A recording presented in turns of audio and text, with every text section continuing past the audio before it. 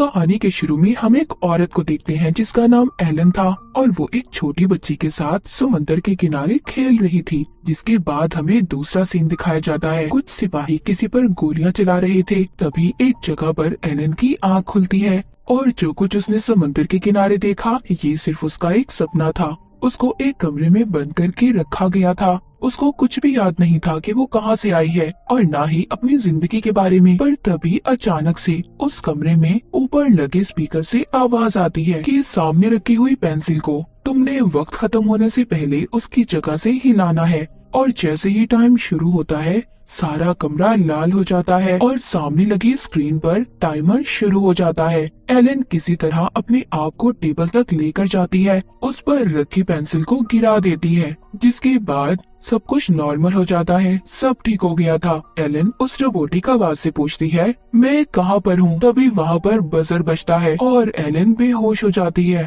तभी उसे एक सपना आता है जिसमें वो समंदर के किनारे रेत को देखती है। ये सब देखने के बाद दोबारा से होश में आ जाती है, मगर इस बार उसके हाथ पांव बंधे हुए थे और उसको दोबारा से वही टास्क दिया जाता है कि उसने पेंसिल को हिलाना है। उसको आवाज आती है कि अगर ऐसा तुम नहीं करोगी तो हम तुम्हारी बेटी को मार देंगे। टाइम फिर से शुरू होता है। फिर से लाल रंग की लाइट जलती है, लेकिन अब एलन को याद आ गया था कि समंदर के किनारे खेलती हुई बच्ची उसकी बेटी है। वो पूछती है मेरी बेटी कहाँ पर है, मगर वो आवाज उसको कोई भी जवाब नहीं देती। एलन को वो टास्क पूरा करना था, इसीलिए वो अपने हाथों की बंधी हथकड़ी को अपने जूतों से तोड़ देती है। वो अपने जूतों को पेंसिल पर फेंकती है, जिससे पेंसिल नीचे गिर गई थी और फिर दोबारा से सब कुछ ठीक हो जाता है। एलन फिर से बेहोश हो गई थी। उसको फिर से सपना आता है, मगर इस बार उसको सब कुछ सही दिखाई दे रहा था। उसकी बेटी गाना गा रही थी। वो एलन को भी अपने साथ गाना गाने का कहती है। वो जब उसके साथ गाना गाती है तो गाती हुई सो गई थी, जिसके बाद उसकी आंख इस कमरे में खुली थी जहाँ पर सब कुछ उसके साथ अजीब हो रहा था, मगर इस बार उसके हाथ पांव खुले थे। वो इस कमरे में दरवाजा ढूंढ रही थी, पर यहाँ पर तो ना कोई खिड़की और ना ही कोई दरवाजा था। टेबल पर खाना भी रखा हुआ था जो काफी अजीब था। एलन वो खाना खा लेती है। वो जब प्लेट में अपना अक्स देखती है तो उसको ये सब कुछ काफी अजीब लग रहा था। वो उस आवाज से पूछती है क्या किया है तुमने मेरे साथ और यहाँ पर क्यों रखा है मुझे, मगर उसको कोई जवाब नहीं आता। एलन रोने लगती है और फिर रोते हुए सो जाती है। उसको दोबारा से वही समंदर के किनारे का सपना आता है, लेकिन वो जल्द ही जाग जाती है। उसे फिर से वही आवाज आती है और उसे कहा जाता है कि तुमने दोबारा से पेंसिल को हिलाना है। अगर इस बार तुमने पेंसिल को ना हिलाया तो तुम्हारी बेटी को हम मार देंगे। जिस पर एलन चिल्लाती है और कहती है अगर वाकई तुम्हारे पास मेरी बेटी है तो मुझे इस बात का सबूत दो, मुझे उसकी आवाज सुननी है। तभी वो उसको उसकी बेटी की आवाज सुनवाते हैं, जिसके बाद टाइमर चल पड़ता है। लेकिन इस बार एलन के सामने कांच की दीवार थी। वो इस दीवार को तोड़ने की बहुत कोशिश करती है, पर वो नहीं तोड़ पाती। अब उसको गुस्सा आ रहा था। वो गुस्से से चिल्लाती है और पेंसिल को हिलने का कहती है। पेंसिल भी हिलकर खुद ब खुद नीचे गिर गई थी, जिसके बाद वो दोबारा से बेहोश हो जाती है और फिर से वो सपने में अपनी बेटी को देखती है, जिसके साथ बैठी वो रेत का घर बना रही थी। लेकिन इस बार उसके सर में चोट लगी हुई थी और उसको पीछे से एक आदमी की आवाज भी आती है जो उसका नाम पुकार रहा था। दोबारा से एलन को जब होश आता है तो उसकी आंख उसी कमरे में खुलती है।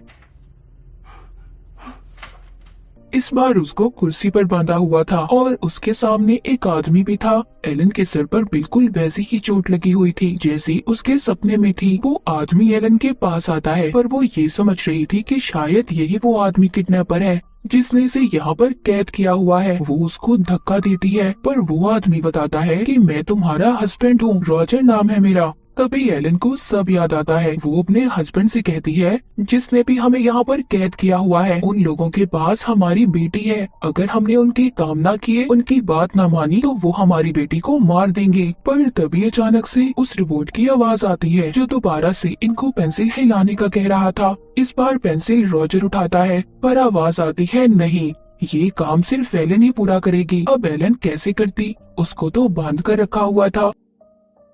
रॉजर पूछता है तुम कैसे करने वाली हो। इस पर एलन कहती है मैं ये काम बहुत बार कर चुकी हूँ। यही काम ये लोग मुझसे बार बार करवा रहे हैं, पर अलग अलग तरीकों से। यही बात करते हुए दोबारा से इनके दरमियान बहस शुरू हो जाती है। तभी एलन बहुत जोर से चिल्लाती है और पेंसिल के 2 टुकड़े हो जाते हैं। ये देखकर तो रॉजर काफी हैरान था और खुद एलन भी। उसके कानों से खून भी आने लगा था। वो जैसे हर बार टास्क पूरा करने के बाद बेहोश हो जाती थी, इस बार भी उसके साथ ऐसा ही होता है।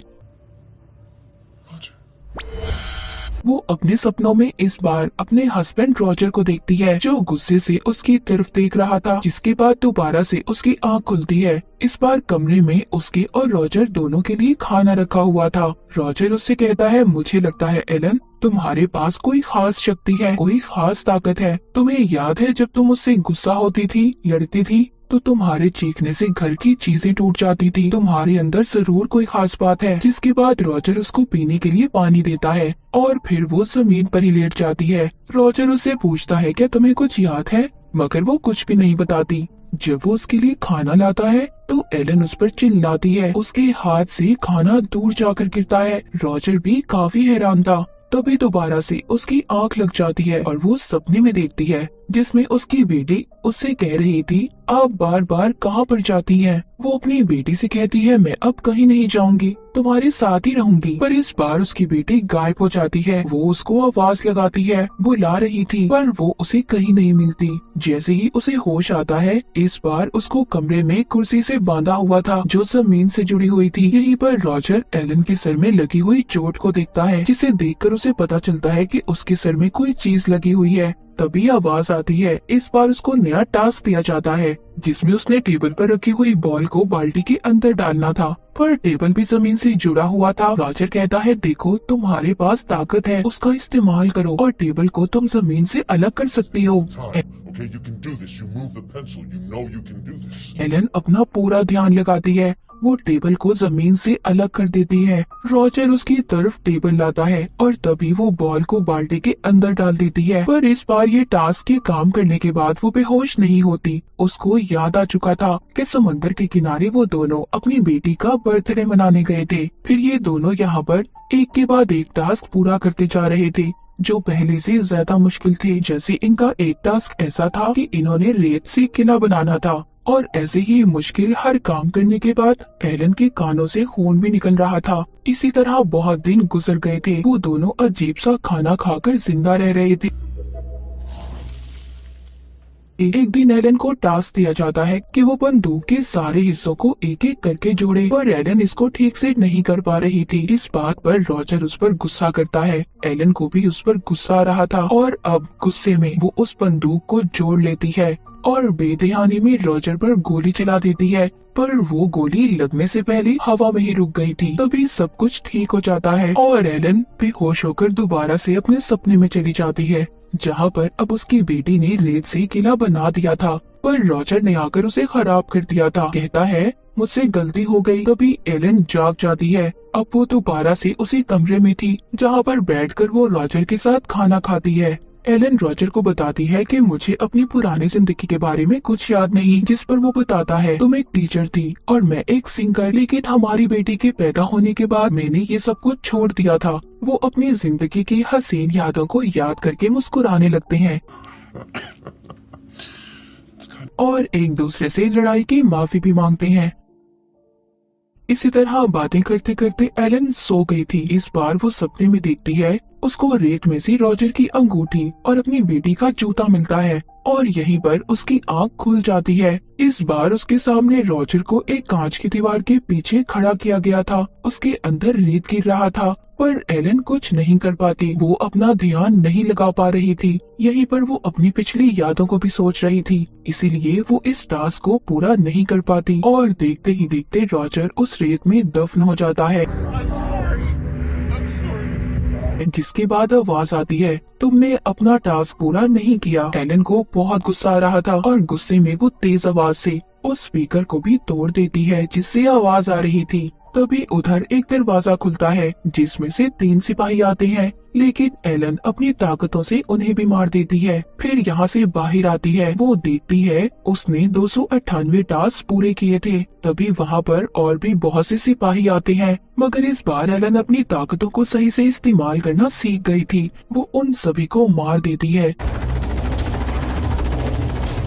जब वो बाहर आती है तो उसे 3 दरवाजे नजर आते हैं और उधर ही रॉजर भी मिलता है। जब ये उसके पास जाती है तो वो इसको बताता है, तो वो एक दरवाजे की तरफ इशारा भी करता है, कहता है सब मेरी तरह है। जब एलन उस दरवाजे को खोलती है उसमें से रॉजर जैसा ही हम शक्ल बाहर आता है। तभी उधर और भी सिपाही आ गए थे, वो भी सभी एक ही शक्ल के थे। एलन उन्हें भी मार देती है और फिर एक कमरे में जाती है जहाँ पर उसे रोबोट की आवाज आ रही थी कि तुम्हारी बेटी मर चुकी है। ये सुनकर एलन अपने कंट्रोल से बाहर हो जाती है और जोर से चिल्लाती है। वो लोग जिन्होंने इसे कैद किया हुआ था इसके पीछे लगी डिवाइस को बंद कर देते हैं जो यादें मिटाया करती थी। मतलब ये था कि उसके सर के पीछे जो चोट लगी हुई थी वो दरअसल एक डिवाइस थी जो उसके दिमाग में फिट की गई थी। यहाँ पर एलन को सब याद आता है कि उनकी बेटी का बर्थडे था। वो सभी मिलकर समुद्र के किनारे घूमने गए थे, लेकिन इसी बीच रॉजर की उसके साथ लड़ाई हो गई और गुस्से में रॉजर ने उस पर हाथ उठाया था, जिस वजह से वो गुस्से से चिल्लाई और उसके इतने जोर से चिल्लाने की वजह से